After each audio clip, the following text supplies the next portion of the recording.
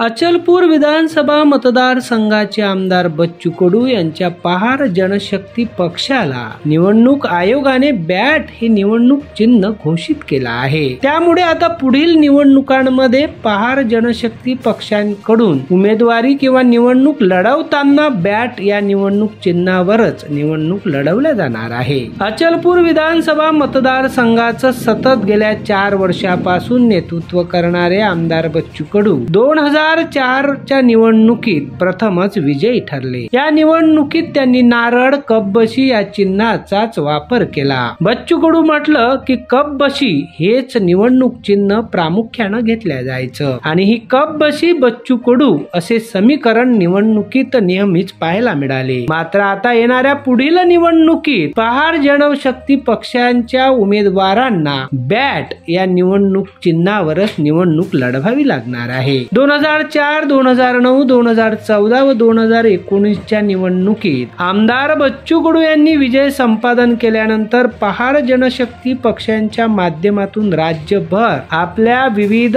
स्थानिक स्वराज्य संस्थेत त्यांनी आपले उमेदवार दिले आहेत। येणाऱ्या निवडणुकांमध्येही पहार जनशक्ती पक्ष हा आता बॅट निवडणूक चिन्हावर निवडणूक लढणार आहे। नुकताच निवडणूक आयोगाने विविध पक्षांचे निवडणूक चिन्ह निश्चित केले असून त्यात पहार जनशक्ती पक्षाला बॅट हे चिन्ह देण्यात आलं आहे। अध्ययन समाचार लाईव्ह परतवाडा।